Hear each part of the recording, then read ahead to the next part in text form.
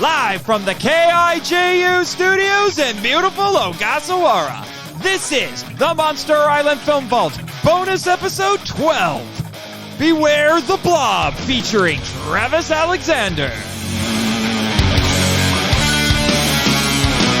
Hello, kaiju lovers, and welcome to the Monster Island Film Vault, a podcast seeking entertainment and enlightenment through tokusatsu. I am your host, the film curator on Monster Island, Nate Marchand, and today's going to be an interesting one, to say the least. I said before that when I covered The Blob from 1958 with my friend Eric Anderson, that it was quite possibly, if you take it literally, the most kaiju of kaiju, because strange beast, people, and The Blob is the strangest one you could get. But I could think of nobody better to talk about the sequel here, because that's what we're talking about today, than my co-host in common on Henshin Men, and the co-host of Kaiju Weekly, Mr. Travis Alexander. Hello, kaiju lovers. No, Jimmy, I'm not suing Travis for copyright infringement. How dare you? Come on. Don't even start with me, because if you do, I've got a lawsuit ready to go for the Power Trip podcast. Oh, that one's a little bit murky because I'm a co-host on both shows. So how can I steal from myself? It's weird. It's a little bit weird. Nice legal loophole. Yeah, well, I'll make you an appointment with Raymond Martin, and we'll see what he has to say about this. But bonus episode though this may be, it is still technically part of America, America, America, America, America, America. Ameri-kaiju.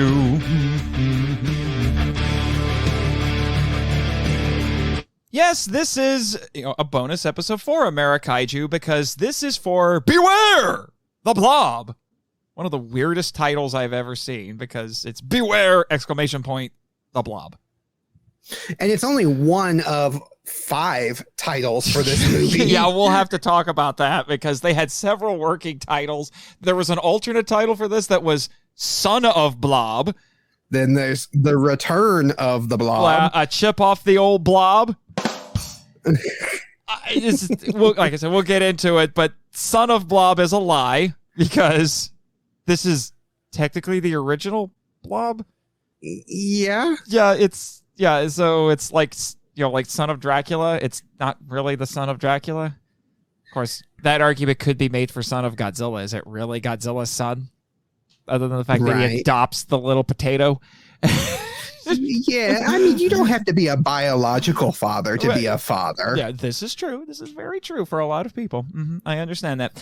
But I'm having you on, Travis, for this wonderful little bonus episode, because I wanted to make sure you finally got to see the goo. I got to see the goo. Yes, the joke is paid off. Yeah, for those who don't know, one of several running jokes on Kaiju Weekly, ever since you and Michael covered the original Blob. I think, when was that? Oh, it's been a while. It's probably been about 2 years. Yeah, probably now. Yeah, but I don't even remember exactly how it got started. I think you were talking about Blobfest and how you were gonna go see the goo, and then that just turned into a running gag. So the joke started. Well, and it's not really a joke. The joke is me constantly saying it, but it started with us talking about Blobfest, that they actually have Blobfest in Pennsylvania, Phoenix, Pennsylvania, and it's at the locations where the original Blob was filmed, and they have this museum set up there, and they have the original theater that was part of the filming, and they at the Colonial, and they show the Blob at Blobfest every year, and people run out of the theater screaming as part of the joke and everything. But in the museum, they actually have the original Blob prop from the movie, and it's still liquidy. It hasn't dried out. After all these years, it has stayed. And I'm like, I must see this. I want to see the goo. Yeah, but today you got to see the real blob. I got to see. It has been on loan here from the good people of Pennsylvania for us to display here on the island. And we make sure to keep it in an ice bucket. You understand, we don't want it getting warm. We know what happens when it gets warm. Yes, you wouldn't like me when I get warm. You wouldn't like. Don't make me warm. You won't like me when I'm warm. But now, after watching the movie that we watched for this episode, I'm not so happy about seeing the blob, the goo. See the goo. Yeah, we'll talk about it. We'll talk about it, because I will admit, when I made arrangements for you to come here today, I hadn't seen that movie yet. And so I'm like, oh no.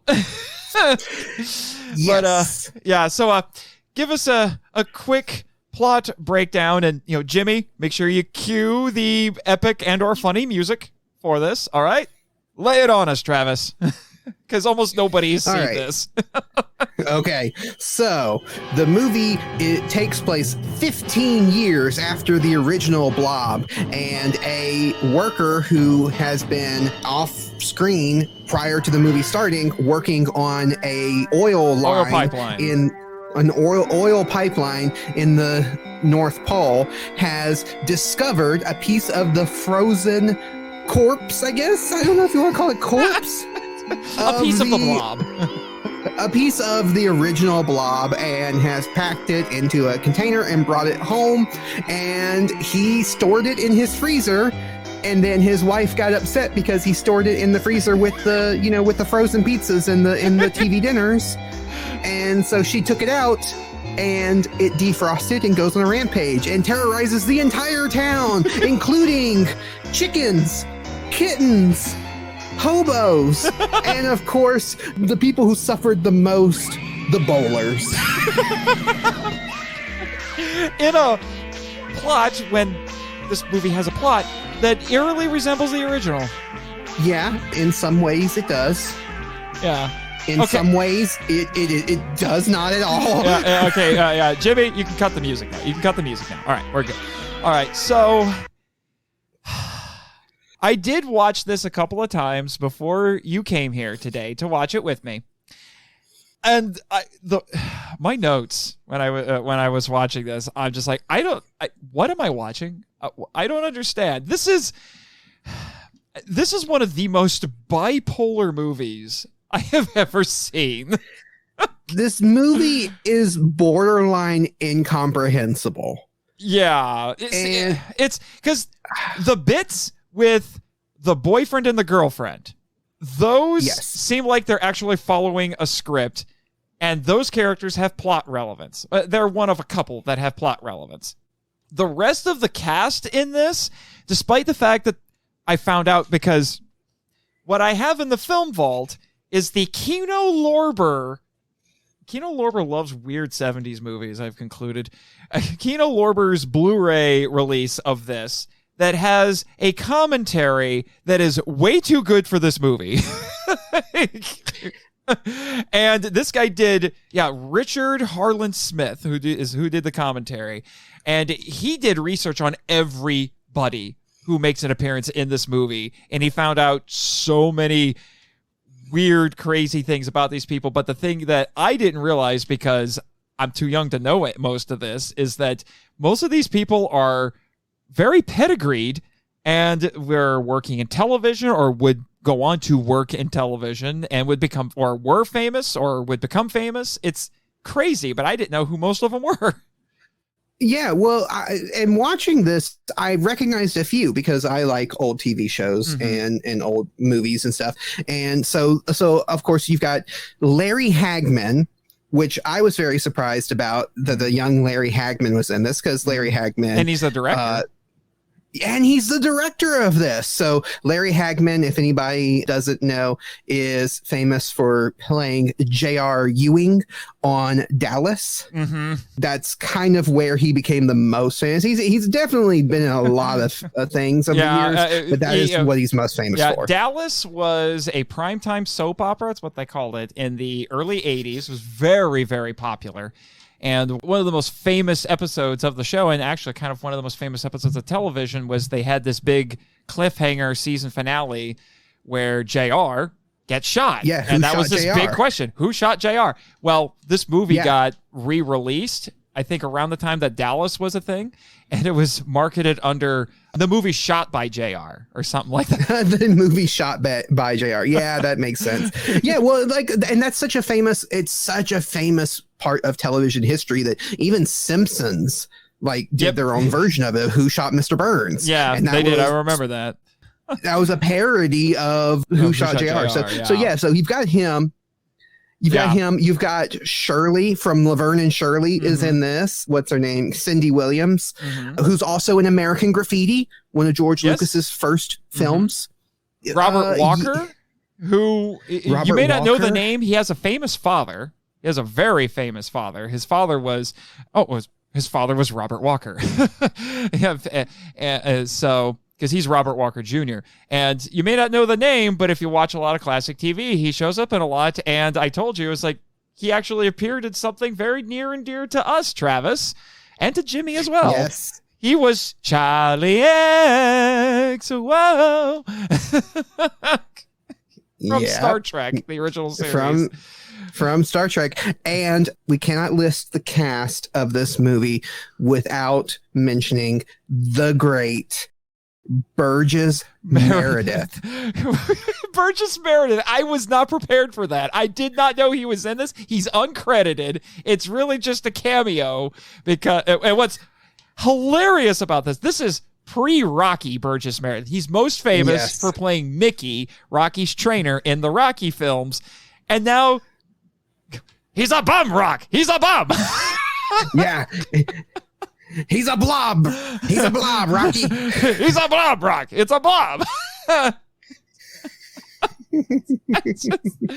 It's so weird. Like the whole movie, that should just tell you that this whole thing is just crazy. It's weird. You look up the cast list on this, like if you go to the Wikipedia page, most of these characters don't even have names. No, it's like hobo with a beard, hobo with an eye patch, hobo with a shotgun. Oh wait, what? What is? Okay, wait, no. Teenager in gorilla suit, Boy Scout, bowling alley manager, hairstylist.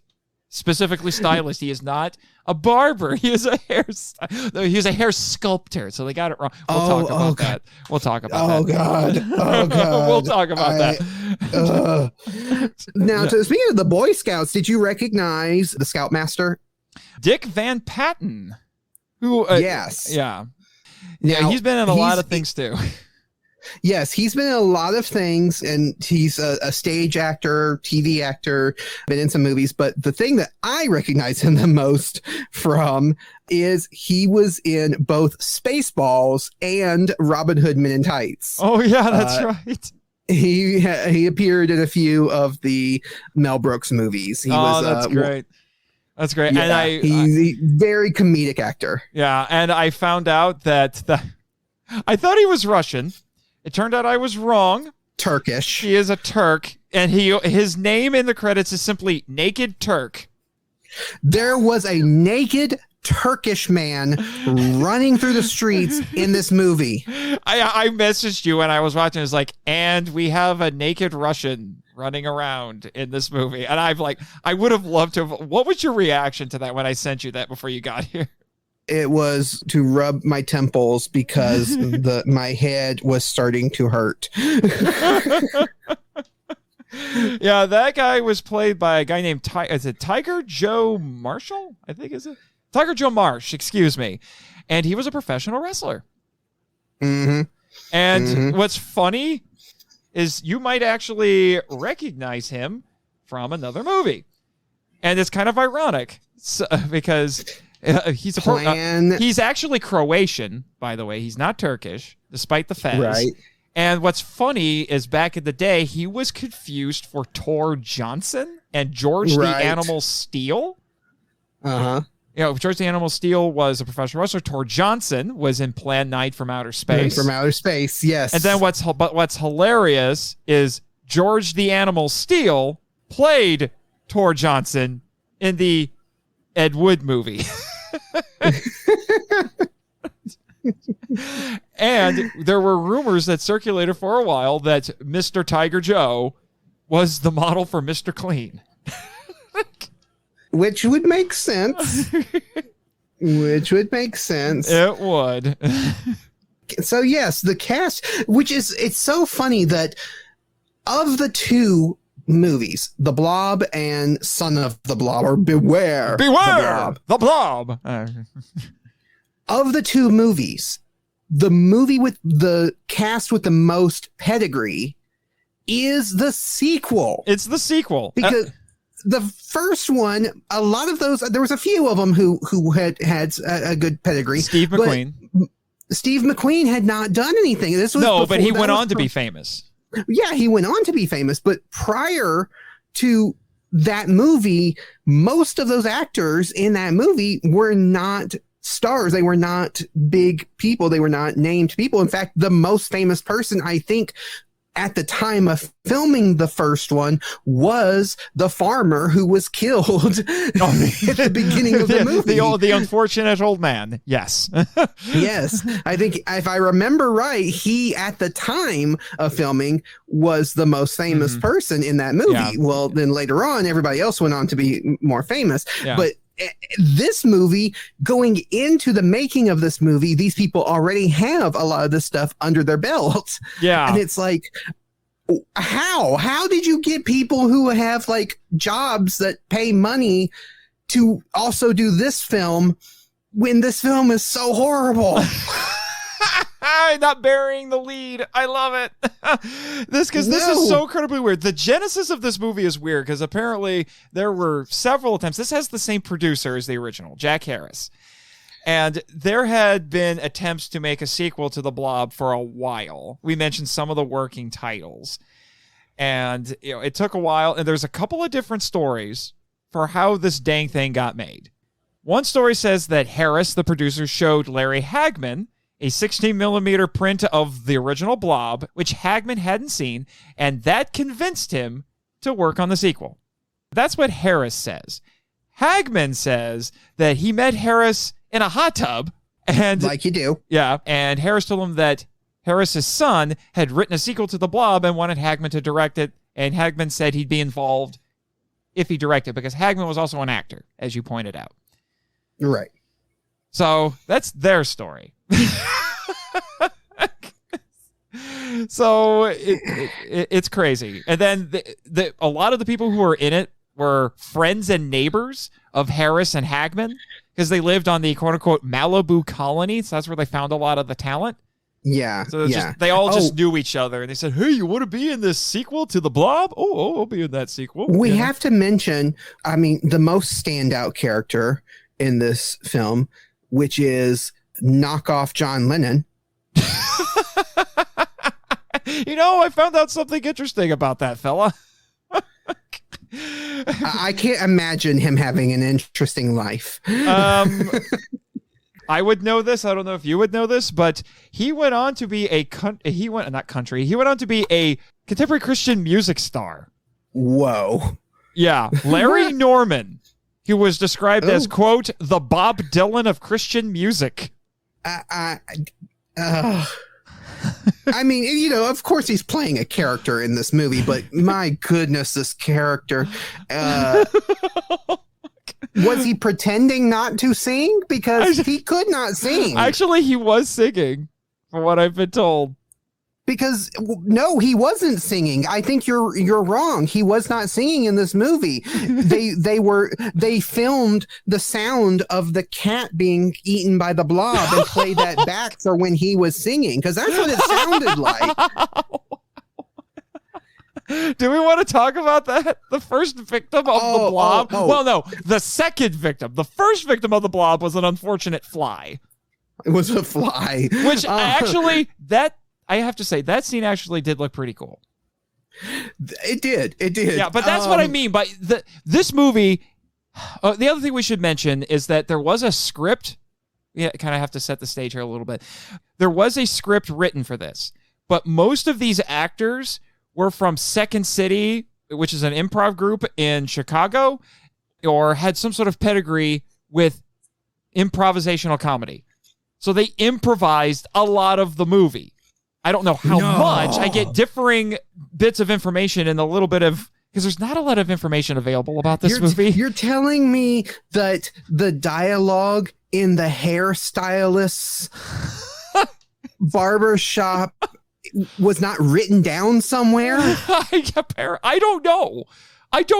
I just know that large portions of this movie, they either disregarded the script and improv, or the script didn't fill out every scene, so people just improv, which explains the weirdo dialogue and the kind of bipolar tone, because I can't tell if this movie wants to be a real horror movie or if it wants to be a comedy. Now, the thing is, from the research I did on the original Blob, I went into this expecting it to be a comedy. The trailer makes it look like a real horror movie. I watched the movie, and it seems to change every scene. Sometimes it's a comedy. It does. A screwball comedy, even. Next scene, it's trying to be scary. Yes. Now, here's my thing. Now, anybody who knows me and listens to Kaiju Weekly will know that I have a love for weird movies. So you know, and terrible movies too. I mean, I love Attack of the Killer Tomatoes. I love Yeti, Giant of the 20th Century. Like those movies, they're not good, and they're obviously not good, but they're funny and they're entertaining in a way. Now, with Attack of the Killer Tomatoes, that movie is obviously a comedy. That movie excuse is me. Meant to be a comedy. The hippie guy was Randy Stonehill. He was also he was a guitar player. He was also a Christian music star. The other guy was the blonde teen. He's also a Christian music star. So there's two of them. I really expected to see Ray Stevens in this. Like, it would not have. Well, I mean, I guess it makes some sort of weird sense because the original Blob was made by a studio that made religious films. Yes, it did. And apparently Harris's son was a Christian as well. So I want to come back to that at some point when we're talking about themes of this movie. But no, so with a movie like Attack of the Killer Tomatoes, like, it is meant to be a comedy. Now, comedy is subjective. Some people don't like it. Some people do like it. I lean on the side of I do like it because I think that it takes the tropes of, you know, horror movies like The Blob and makes fun of them in a fun way. And so that's why I kind of enjoy it. Then you have movies like Yeti, Giant of the 20th Century, or Night of the Lepus, which are unintentional comedies. We have bonded. They're unintentional comedies. Yes. Because they were meant to be taken deadly serious, and they are hilarious because of how stern it is and like how seriously everybody is taking it when it is. And Night of the Lepus was around the same time as this. Yes. The problem with this movie is it's neither of those things. It's neither fully committed to being a comedy, and it's not fully committed to taking itself seriously. It is in this gray area of, like you said, kind of being a bipolar type movie because it is fluctuating between the two, and because of that, I don't enjoy it. As much as I enjoy dumb, terrible monster movies, I did not enjoy this one because I couldn't fully embrace it as a comedy because it just wasn't funny, and I couldn't fully embrace it as an unintentional comedy because it felt like they were really trying to and not taking themselves seriously and trying to make a comedy at times, and it I didn't enjoy it. Now, you did say you wanted to talk about the first victim, well, the second victim. Yeah, we'll talk about the. Oh my gosh, because admittedly, I think that first scene kind of illustrates this. Well, first off, actually, we should talk about the actual first things first. This has one of the weirdest opening credit sequences I have ever seen. Okay, I popped this movie in and started it, I'm like, what? Did I actually the sequel to The Blob? The sequel to The Blob starts off with weirdo synthesizer music, and I found some stuff out about the composer that sounds like it belongs in an 80s video game, and the credits are overlaid on a kitten in grass. Yeah, like when you first start watching this movie, you're like confused on whether you were watching The Blob or are you watching Milo and Otis? Because Milo and Otis. Oh man. Weird synth music over a kitten, not just a cat, a kitten. A tiny little bitty kitten playing and frolicking in the grass. Now, it gets connected to the plot because then we get to the actual first scene, and then we get to it probably best illustrates in one scene the bipolar nature of this movie. So at least it's leading with being bipolar. So we have the geologist and his wife. All that dialogue's probably improvised. And so he's been gone for a long time. He's been up in the cold. He found something, and it's a piece of the blob, we find out. That's the most connection we get to the original movie. And I'm just thinking, why didn't anyone tell them, don't go here because blob? Right. No one even talks about, it's like, hey, remember back in the 50s when there was that poor town that got attacked by the blob? No one talks about it. But it's supposed to be the blob. But to be fair, there is another connection in this movie to the first movie. Very, very direct connection that we can talk about in a minute. Yes. Yeah, we'll get to that, which just makes this movie even weirder. Even more confusing. Yeah, more confusing. Yeah, just everything. But so they're being all lovey-dovey and flirty, and we also find out that this guy goes camping in a tent in his living room. I don't understand. I just looked at it, I was like, what? I was like, what? What are we, what? He's talking about going fishing, and getting stuff ready to go fishing, but he's doing mostly just drinking beer and climbing a tent in his house. He even takes the flowers out of one of his wife's vases and then fills it with beer. It's just this whole movie.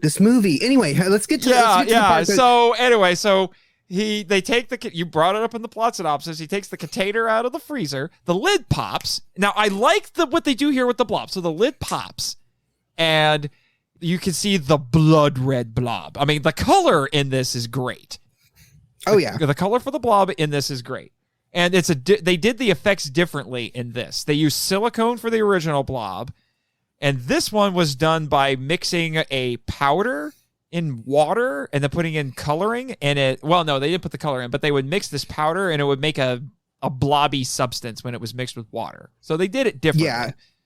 Now, okay, since you mentioned the color, I will say the color in this is a lot brighter than the first blob, and I don't particularly like it. I think that I'm more partial to the darker, more blood red of the first one instead of the more cherry red that this one is. Yeah, this was very cherry. Very cherry.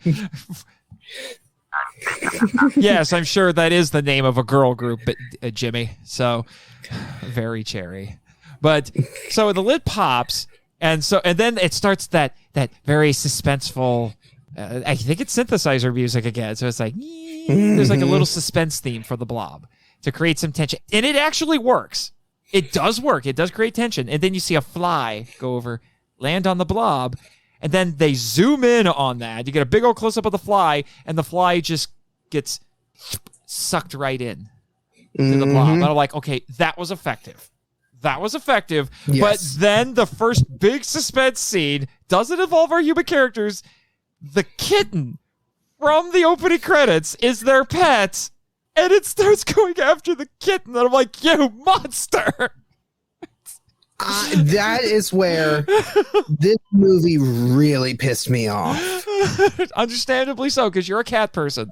I'm a cat person. Well, I'm an animal person in general because I love all animals, but it's a tiny kitten, and like you didn't even hint that it was eaten, or like show the blob going after it and it escapes so that it goes after the people instead. No, they show the blob grabbing a hold to the kitten and eating it. And it's just like, no. Yeah, it's just, oh my gosh. I don't remember what the kitten's name is, but whatever the kitten's name is, we need to start just like on Henshin then, we had justice for Dummy, we need justice for the kitten.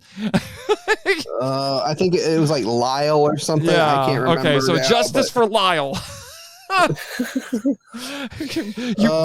They say that if you want to prove that your villain is truly evil, have him kill the dog. This thing ate a kitten. Ate a kitten. It ate a kitten. It went through a fly and a kitten before we got to our first human victim, and I'll give the movie credit. It did not go with the black guy dies first trope. It's the black gal dies first. Right. Yeah. Because the wife gets caught. No, I was just going to say, and people might get this joke or not, but the blob did something that Batman apparently cannot do. It ate the kitten. Oh my God. Okay. Wow. Okay. I don't know if you get that or not. Not entirely. I'm like, wait, what? Yeah, tell me after the show. Okay. Because I was going to explain it now, but it's like, maybe not. Yeah, tell me after the show. No, Jimmy, that's a lie. You don't get it either. Anyway, and then it basically turns into the original movie. This movie, when it's being serious, when it's not the madcap characters that were all probably improvised, because there's a lot of them, it feels like it has a serious case of sequelitis. Because it's just the original movie. They just switch some things around. In this case, it's the girlfriend who sees the blob killing someone and nobody believes initially, instead of the boyfriend.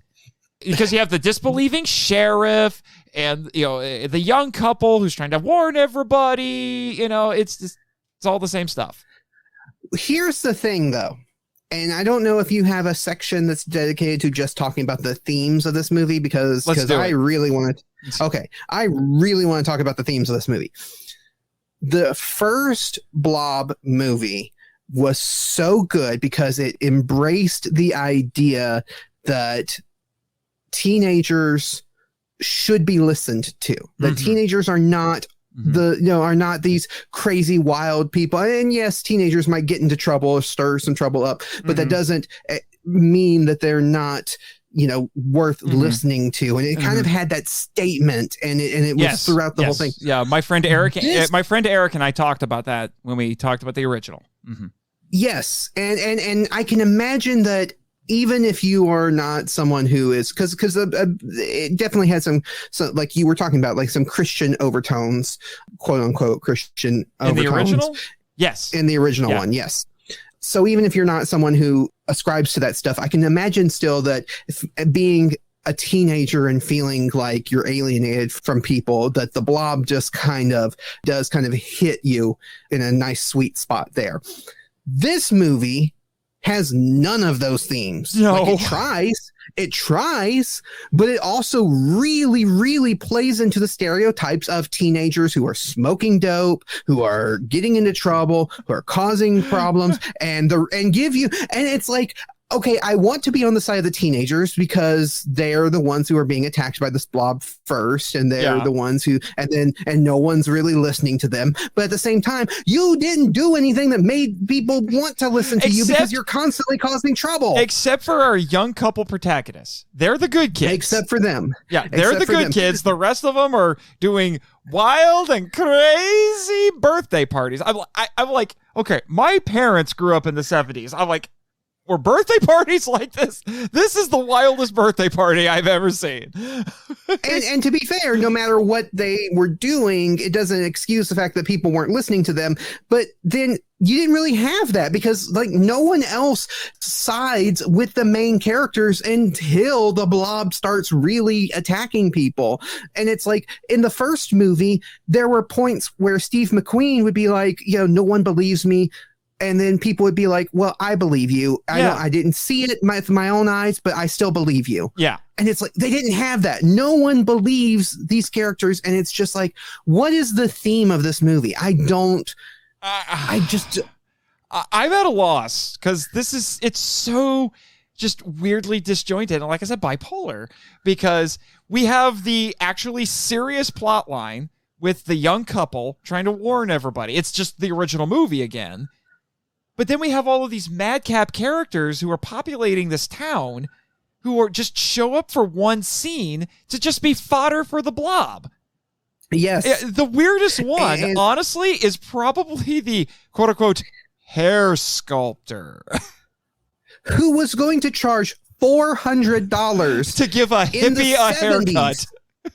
To give a hippie a haircut, $400 in the 70s. Yeah. Because he says, he's like, because the kid walks in, he's like, are you a barber? I'm like, you're walking into a barber shop. What do you think he is? And then and he's like, I am not a barber. He's like, are you a hairstylist? I am not a stylist. I am an artist. Hair is my marble.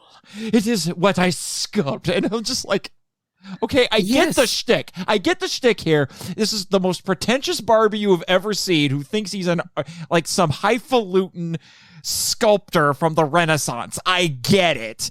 But it's coming across so incredibly weird. And then it punctuates with him saying that he's going to charge this kid $400 for a haircut. And he says, okay.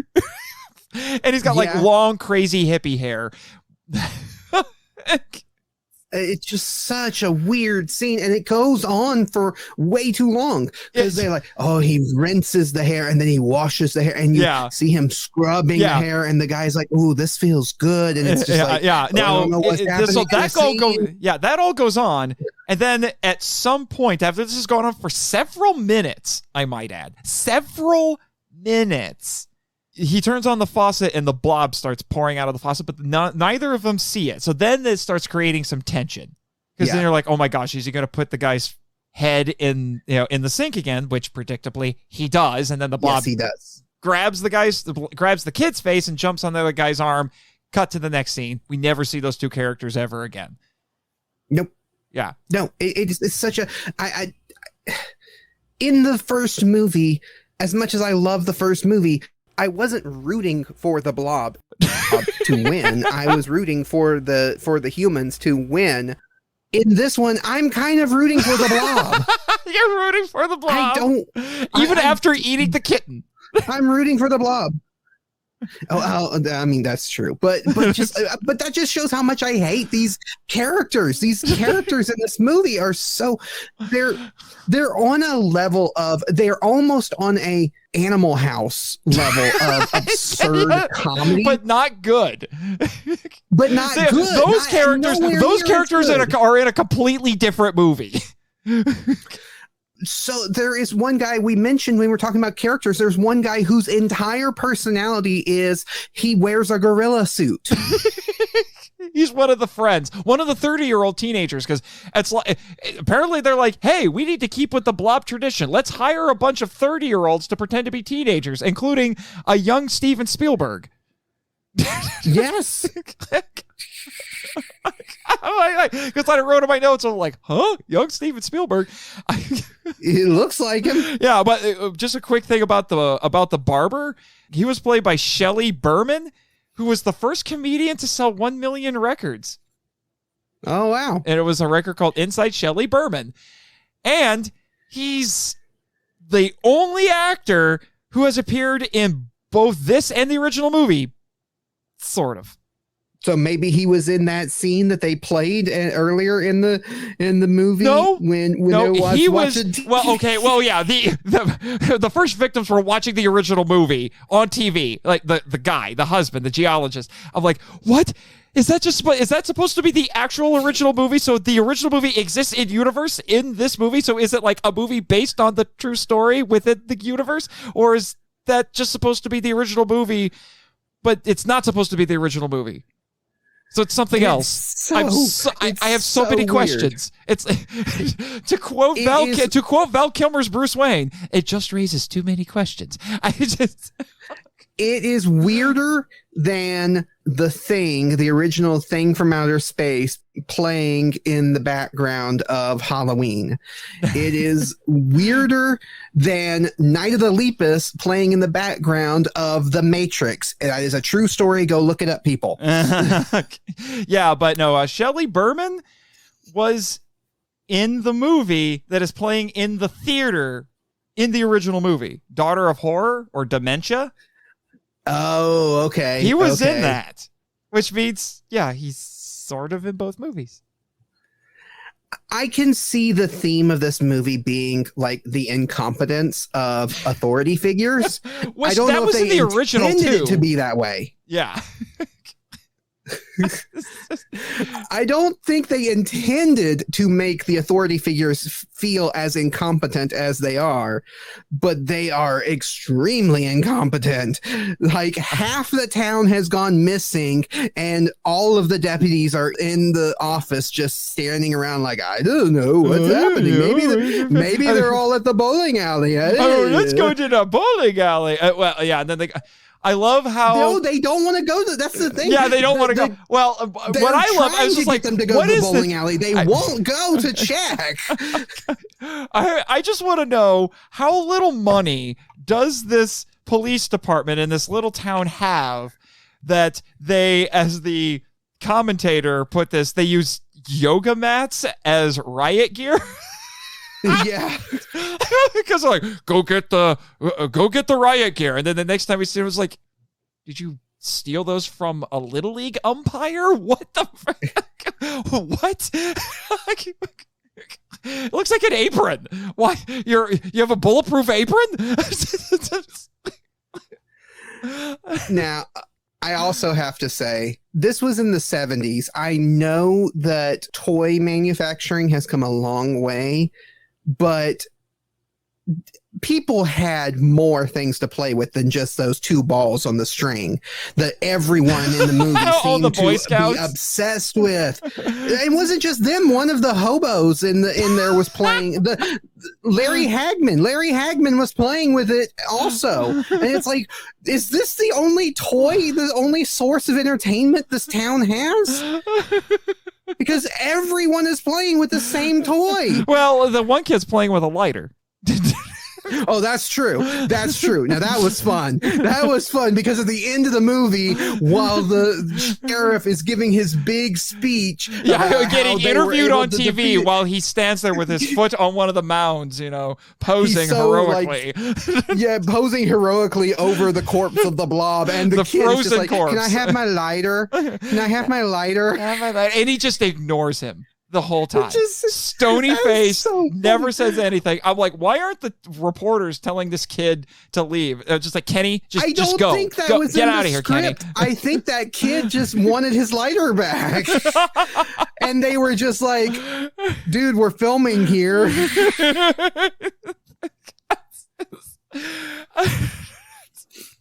Oh my gosh. This movie is just so ridiculous. Yeah, the Naked Turk. The only connection is that the blob falls into his. He's in the tub with his dog, and the blob starts invading his bathroom, and he just panics and just just goes streaking. Yeah, just and then the cop has a little bit. Admittedly, the cop finding him is pretty funny. Yeah, he just kind of pulls. He's just laughing at him, like, you know what? I have heard enough stories from police officers to know that sometimes ridiculous things like this happen in real life. Oh yeah, no. I mean, I was a paper carrier. I was a paper boy for 10 years, and out in the middle of nowhere, country roads, where I had to drive my car down country roads in the early morning hours, and there's just a naked woman sitting in the middle of the road one day. Well, so here, this guy just pulls over, and he's just snickering. He's just like, I don't suppose you have any ID on you. Yeah. It was good. And then them trying to make him wear clothes in the sheriff's office, and he's just refusing to. None of them fit. Like, okay, that was good. That was funny. But we do have to talk about the real victim in this movie. Oh. The real victim throughout this whole movie was that poor, innocent business owner running the bowling alley. I'm just a concerned citizen. I want to... He's the owner of the bowling alley. At first, we just think he's a one-off character because the girlfriend finds the black guy at the beginning, engulfed in the blob. She panics, jumps in her car, panics, and just starts speeding all over the place. Cuts this guy off. His carton of beer falls off, and he gets mad, road rages. And I thought that was going to be it. Nope, he keeps coming back because he's like, "You, sheriff, these kids are causing me trouble. I need you to arrest them." And the sheriff's like, "Dude, no. Just go." Just go. Which Leave I me felt alone. I felt so much kinship with the sheriff in that moment, who was just done with everything.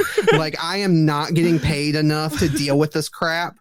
And so I was just like, yes, I understand you. And then I thought, okay, maybe that's going to be it. Nope.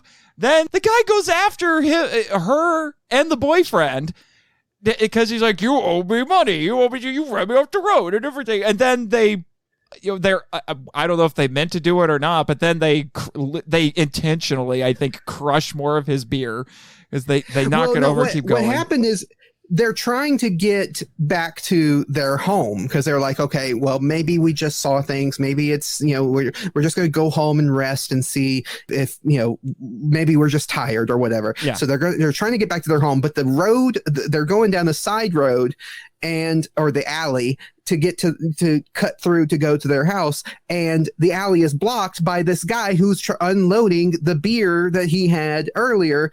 And it's like, you're running across you're crossing paths with this guy again, and they're like, "Well, can you please just move the stuff out of the way so we can get by?" Yeah, and just it's get one home? of those scenes where the dramatic story crashes into the comedic side. Yeah, and they're like, "No," he's like, "No, I'm not going to. I call a citizen's arrest. I'm not going to move any. I need to talk to my friend Raymond about how citizen's arrest work." And so they're like, "Well, okay, if you won't move it, then fine." And so they drive over it, and they say they'll go, that tomorrow, once we've rested, we'll go back and we'll, work things out with them. So it's like, they're not being bad people because, like, they just asked nicely for him to move and he didn't. So it's like, they even tried to back up and he got in their way. Yeah. So it's like they had no choice. Yeah. So then that happens, and you're like, okay, then the story's over with this guy. That was the end. No, he is the owner of the bowling alley. Ends up being one of the main characters at the end of this movie. Yes, because instead of the diner, again, sequelitis, but they changed the setting at the very least. Instead of the diner, it's a bowling alley. And they try to do the thing where, instead of using, setting off the tornado alarms and, using honking car horns and everything, they're trying to go to the bowling alley and get on the PA and tell everybody, "Run away, monster!" And nobody believes them. They kind of get kicked out. And then it turns out, oh, this guy is the owner of the bowling alley. And then the climax happened.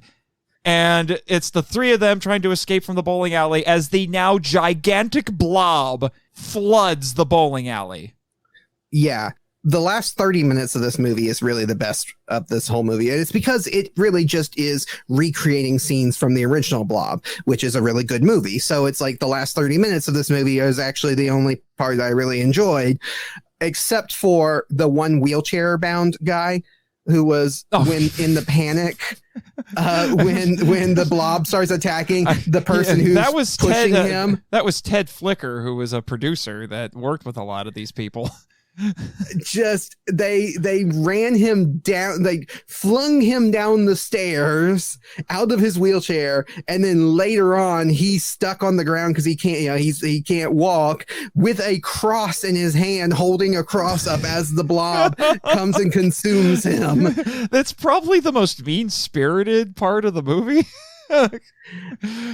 Blob don't care about no cross. And the cops were being so inept. They, they go into the building to see where the blob is, and they're almost shooting each other. Yeah, they're startling each other. Yeah. Now, I do like the scene after this. You said it's the best part, where the boyfriend is climbing across the rope. Yes. over the blob. Yeah. And Yes. so like, okay, that was pretty cool. And I found out that actor actually did that himself. He insisted. Yes. Yes, they had a stunt double, but he insisted on doing the stunt himself. He insisted on doing it, so more power to him. And then we get a lot of the same beats from the original movie, but now it's in a bowling alley, and it's the characters that are trapped there, and the cops and everybody are thinking about blowing up the bowling alley because they think that will destroy the blob, but actually it won't, because but then, like I said, we get a lot of similar beats, because earlier in the movie, we had the scene where the young couple discover that the blob's weakness is cold, but instead of it being them hiding in a grocery store meat locker, they're in a car having a nice romantic moment, and then the blob tries to flood the car, which is actually a pretty effective scene as well. And then they turn on the air conditioning, and the blob's like, nope. Yep, too cold. Too cold. Which, okay. How cold does it have to be? At what temperature does the blob say, not going to happen? Thank you. Because that's what I was wondering too. Because I'm like, okay, like how cold realistically is that air conditioner getting? I mean, like, come on. Yeah, you're maybe an idling 60 vehicle. degrees if you're lucky. 60 degrees. Like, it's probably 60 something degrees outside the car anyway. Yeah, so I'm like, how cold does it have to be? But anyway, so that's how they kind of put two and two together. And then, well, they also put two and two together when they dump. They accidentally spill the freezer in the fridge in that room, and the blob goes away, and they're like, oh, it's cold. So what he was trying to get to, I think it was the actual air conditioning system. They were basically going to leak it out all over the blob to freeze it. No. What they're going to the bowling alley is a bowling alley and an ice rink. Oh, yeah, that's right. It's an ice rink. I forgot about that. So it's the system that keeps the ice rink cold. Yes, it's a system that keeps the ice rink cold, that freezes the water, that makes the ice in the ice rink. Now, that's on the blob. That's on the blob. It invaded an ice rink. Yes, but I mean, like, the blob's not really intelligent. It's just kind of, just consuming. But what gets me is I don't think this is how ice rinks work, because it instantaneously freezes. Like, it doesn't slowly freeze. It's like, how long does it take to freeze the water in an ice rink? And it's like, oh, it's instantaneous. And it's like, really? Is that, somebody explain to me? I'm from the South. We don't have ice rinks here. I don't know how an ice rink works, but I don't think it's instantaneous. You know what, Jimmy, research that for your blog. There you go. Yes, Jimmy, I insist. Do your job. Anyway, again, so we've got a good setup and a nice suspenseful sequence. They do that instead of the fire extinguisher. It's admittedly probably a little bit more interesting in terms of giving the protagonist something to do compared to the original, where in the original they just kind of save their own hides just enough to call up the cops and say, hey, we were using the fire extinguisher, use cold. Right. So I'll give credit where credit is due. And then they instantly freeze the thing, and admittedly, the visual of the giant frozen mountain in the bowling alley that was once the blob is an interesting visual at the end of the movie. Yeah, now I will say, as much as I disliked this movie, the one really good thing that they did in this movie was all of the effects, like all of the special effects in it, because every time the blob is on screen, and the way that it moves and the way it behaves and stuff is really good, and the way it attacks people. And it's a lot of the same tricks they used from the first movie. It's some of its new tricks, but just like taking, bits of the goo onto people and let it run off their arms, and then just reversing that in camera so that it looks like it's crawling up their arm instead of down their arm. And that kind of stuff, I think they did a great job, like in the special effects side of things. Yeah. And what's astonishing is that it was made for only a little bit more money than the original. I can't believe it cost more inflation than the first one. Probably inflation. Well, yeah, that's true. 15 years of inflation. But this costs $150,000. Nothing else in this movie is worth the money. Yeah, it costs $150,000 to make. Estimated. I mean, so yeah, the special effects are really good with the Blob. I think they did a really good job. The camera work, though. Oh my gosh.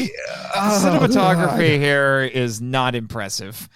You know what the cinematography is? It's like when people are talking, let's get as close as we can to their face and really focus in on their face as they're talking, whether it's a dramatic moment or not. Just they're the person talking, so let's zoom in as close as we can to them. That is what the cinematography was in this movie. Yeah. And the shots linger for a really, really long time too. They do. There's not a lot of cuts, which is, I mean, technically one of the limitations the original Blob had was that their budget was so low and they had so little film to use that they weren't able to do a lot of reshots or retakes.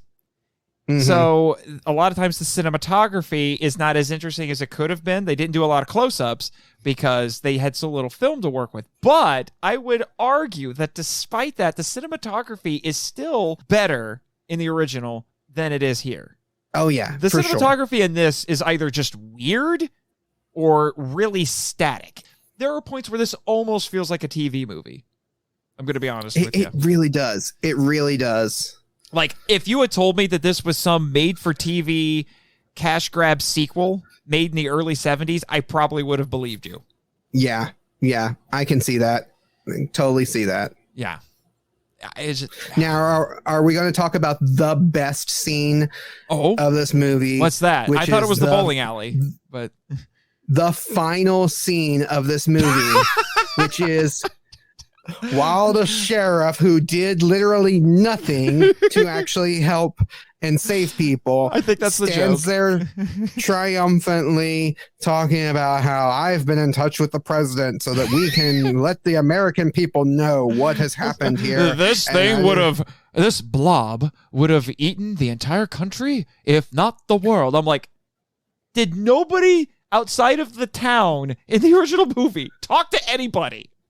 Yeah, really. And did the government come in and cover everything up and buy a bunch of people off and say, never speak of this again? And while he's doing that, and of course, the kid is begging for his lighter back. The camera lights they're using to light put light on him while they're filming for television for the news, melts a piece of the ice, the frozen blob, and it slowly works its way down and grabs a hold to the sheriff, and that is where it ends. Yes, he just looks down and he's like, oh no, and then it freeze frames and then it does the end ? Again. And I'm just like, oh no movie, I don't think you earned that. No, you definitely didn't. It was so great though. It was so great. I'm like, okay, that I'm okay with, because that is subverting this kind of like, like you said, like the point of that scene is, the sheriff who did nothing and was completely incompetent is now, being praised as the hero on live television. And while he's doing that, the blob is slowly going to grab him. But nobody sees it. Nobody sees it. There's like 5 people around there, and nobody sees it. I just would have liked for the kid to get his lighter and just start melting pieces of the blob with his lighter, and let that be the way that the blob comes back. Great. That would have been great. Oh my gosh. It's such a weird ending. It's a weird movie. It's a weird movie, and it's a weird ending. I guess it couldn't have ended any other way, really. Just such I mean, the image of the blob pouring out of the aisles for the bowlers was a nice image, but it's just The whole movie. Yeah, and it's just so incredibly It was a strange. call to the blob, forcing its way out of the theater, the colonial theater. Yeah. It was kind of that callback to that. Yeah. There were some callbacks to the original movie visually, and like I said, the special effects with the blob were really good. I think they did a decent job with that. But everything else in this movie is just utter nonsense. Yeah. Oh, I forgot to. I've got a few quick fun facts I'll share with you. Marlene Clark, who was the first human victim, she was once married to Billy D. Williams. Ah, okay. Yeah, they were married. She was married to Billy D. Williams at the time, and since the working title for this movie was Son of Blob, Larry Hagman, when he was talking to trade magazines to promote it, he called it SOB. Yeah. Yeah.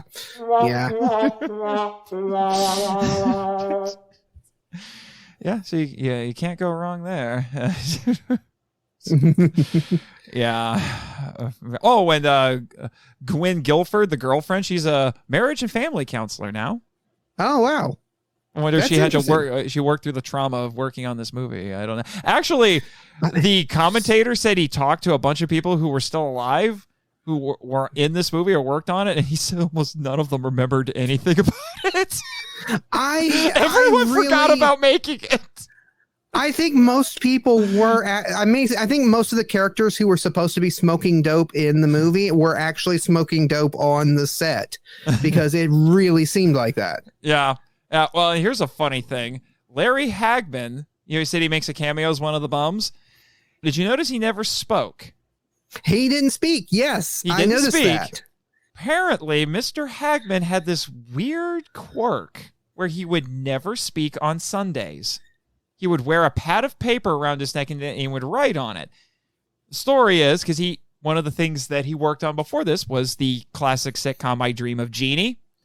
Mm-hmm. Apparently, he strained his voice while making that, so he had to rest his voice for a day, so he just kept the habit. So the commentator thinks that they filmed that scene that he was in on Sunday, so he just never talked. That's interesting. Mm-hmm. Huh? How do you direct this thing? Like, do you write cut on your piece of paper and hold it up? He taps a guy on the shoulder and he does it for him, the assistant director.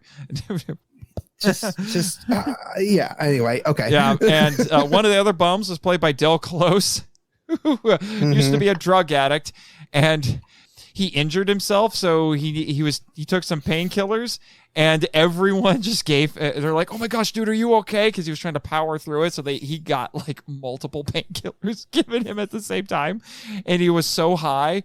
When you get to the scene where he tries to stab the blob with a pitchfork, he actually stabbed Larry Hagman in the boot. Oh my goodness. Narrowly missed flesh and bone. Wow. He was tripped out so much. Oh, and the composer was Mort Garson, if you ever want to look him up. He liked weird experimental music. He was considered one of the pioneers of electronic music. They even used some of his music for TV coverage of the moon landing in 1969. Oh, wow. That is interesting. Yeah. Like I said, the people who worked on this have pedigree. I'm just like, what happened? Yeah.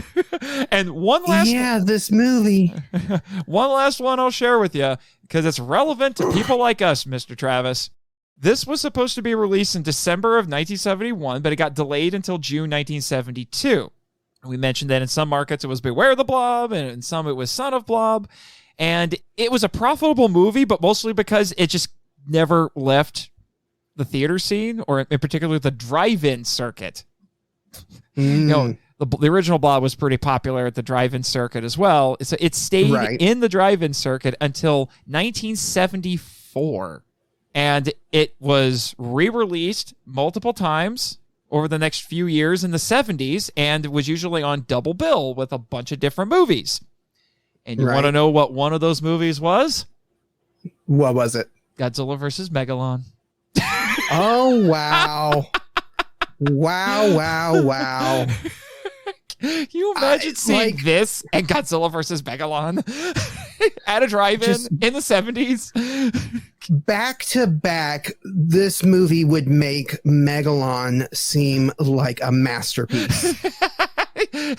Like, it's like, congratulations, like, Son of Blob. You made Godzilla versus Megalon look like Kurosawa. I mean, and to be fair, I do like Godzilla versus Megalon. I have come around to it. I used to hate it when I was younger. I have come around to it because of the silliness, because of it being so weird and funky, and that is kind of. I'm holding Jimmy back. He was reaching for that button. Do not mock the Jaguar. No, I do. I have come around to really enjoy it, but it's still not one of the greatest Godzilla movies out there. I mean, like, we got to admit, it is a silly movie. It's but my goodness, compared to this, that movie is just brilliant cinema. What are you talking about? The flying dropkick is cinema at its greatest. It's better than anything that was in this one. And also, this movie, 4 weeks before it was released theatrically, it became one of the first films offered on closed-circuit TV at hotels. Oh, wow. It was this and a bunch of really low-budget stuff that I've never heard of, and some of which sounds, well, a little too adult for this show. Yeah. So, okay. There you go. This movie, put this movie into context. Okay. 3 years later, Jaws came out. Yep. Like, this movie came out just 5 years before Star Wars. There is no excuse for this movie to be this bad.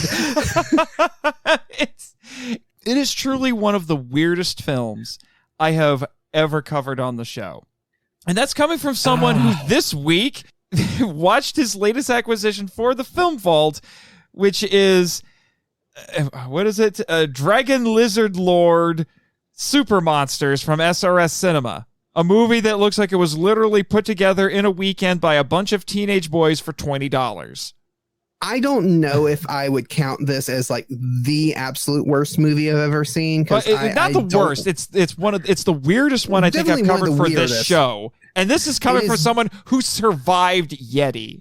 And that's what I was going to say. Like I definitely put this as weirder and worse than Yeti. Like, realistically, as much as I love Yeti, I know it's not a good movie, obviously. I know, we survived it together. This is definitely down there as one of the just absolute bonkers movies I've ever seen, because none of it makes any sense. It is, like I said at the very beginning, it is borderline incomprehensible. This movie. Well, half the movie's a bit incomprehensible. The other half is just the first movie with cheaper 70s packaging. Yeah. The last 30 minutes is just the first movie all over again, and it's honestly the best part of this movie. And because they're just recreating a better movie. Yeah. I understand why the original gets to be in the Criterion Collection, and Kino Lorber gets the sequel that almost nobody remembers. Just so man. So now, after surviving this one, you have to bring me back on the island for the 1980s remake of The Blob. I'm a little scared of that one. I haven't seen it, but I have heard that it is actually pretty good. It also looks very gross. It looks very gross. I've heard that it's basically an 80s slasher film. But you know what? This felt like a slasher film at points. It did, kind of, but it just like, I don't know. It did, but then it didn't, because there's too much comedy going on. Yeah, I know. It's... If Freddy Krueger come in and ripped all of these teenagers apart, I would have liked it more.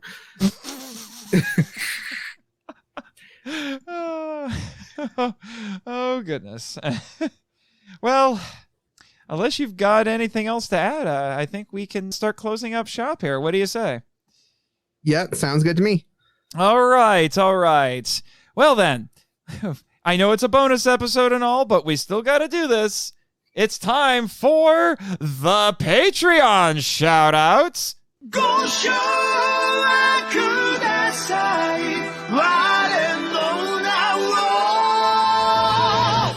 Travis Alexander. I know that guy. I know that guy really well. I think we just talked.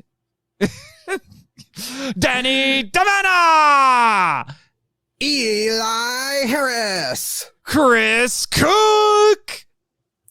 Damon Noyes. Bax from Redeemed Otaku. The Cellcast.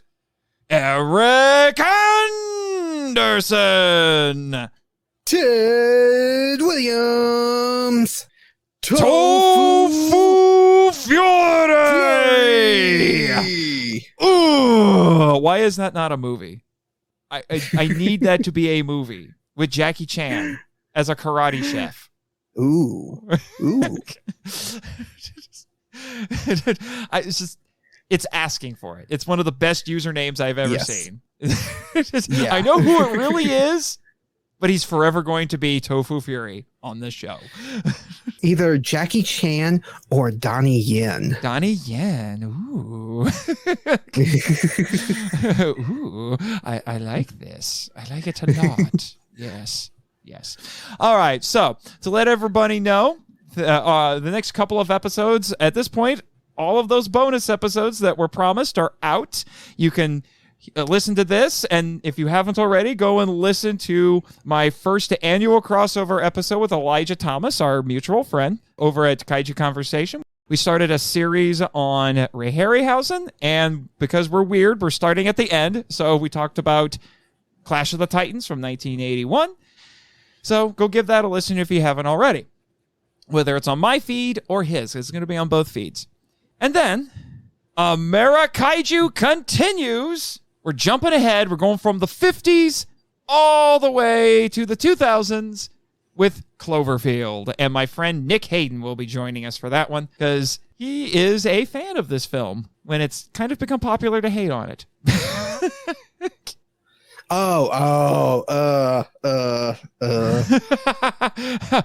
So you're not one of the people who appreciates it. No, I do not appreciate Cloverfield. I appreciate 10 Cloverfield Lane. I do not appreciate Cloverfield. I understand. And like I said, it's popular to hate on it now. And then Godzilla Redux, redo, however you want to say it, gets started back up with Ghidorah the Three-Headed Monster. Nice. The first appearance of Kingu Ghidorah. Quite possibly one of his best appearances, I might add. And I will be having Luke Giaconetti and his brother Jason for that one. Luke Giaconetti of Earth Destruction Directive and Jason Giaconetti of the Bots, Bugs, and Babes, the B-Movie podcast. It's a favorite of theirs. I don't know why I thought Luke, Jack, and Eddie were 3 different people. You just watched Beware the Blob. That's why. Luke, Jack, and Eddie.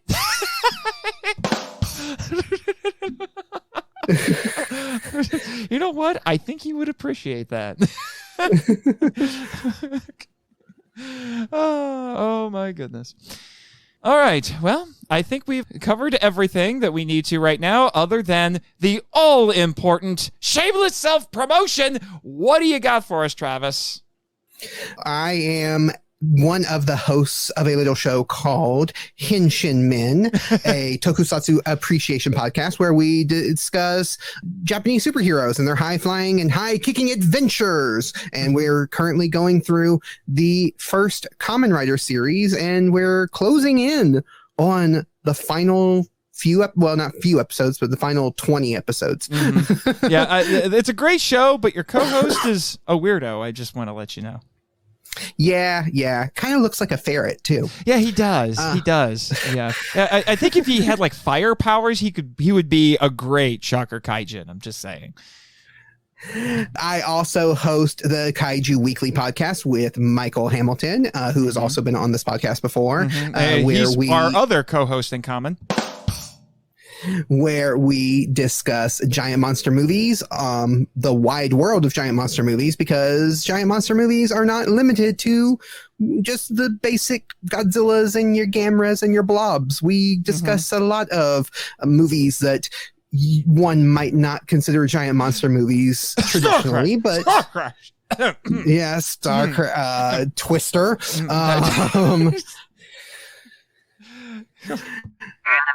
Yes, Jimmy, I know Star Crash is one of your favorite Kaiju Weekly episodes. Yeah, it was. And the episode that just came out recently was me and our special guests from the Finding Monster Right podcast. And we discussed Jurassic World Dominion, the new movie that just came out. So yeah, that was a lot of fun. And yeah, and I also am the basically boss over at the founder of Kaiju Ramen Media and Kaiju Ramen Magazine. So if anybody wants to know more about that, they can check out kaijuramenmedia.com and see all the fun things that we're doing with the magazine and the website and all that good stuff. Quite possibly one of the best things happening in the Kaiju fandom at this very moment.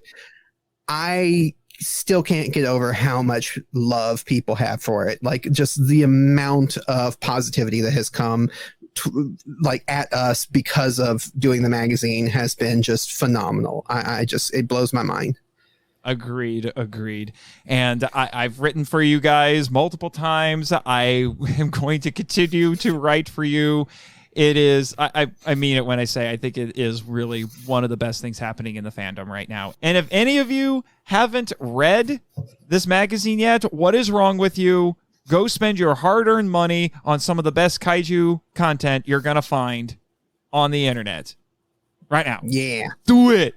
Do it now. Yeah. All right. Well, I think we've covered all of our bases, so I'll give you another quick little tour of the island, and we'll get you back to Louisiana. How about that? I'm not from Louisiana. Oh, that's right. I keep forgetting. You're from Mississippi. Oh, my gosh. You are perilously close to Louisiana. I'm sorry. I am very close to Louisiana, but I am in Mississippi. Also, yes, please take me on another tour of the island, because I have some words to have with the goo. Oh, no. You're going to go tell it what for? Oh, yes. Oh, my gosh. Yeah. This one's for Daisy. Justice for Daisy. All right, Jimmy, I didn't bring my cat with me. Yes, that is very good. It's a good thing you didn't bring her. All right, Jimmy, before we really go off the rails, cue the credits. Thank you for listening to the Monster Island Film Vault, a podcast produced and hosted by Nate Marchand. If you want to join the discussion and be heard on the show, we'd love to hear from you. So email us at feedback@monsterislandfilmvault.com. Our website is monsterislandfilmvault.com. Follow us on Facebook and Instagram at Monster Island Film Vault, and on Twitter, where our handle is @TheMonsterIsla1. You can subscribe to us on YouTube, Spotify, and TikTok.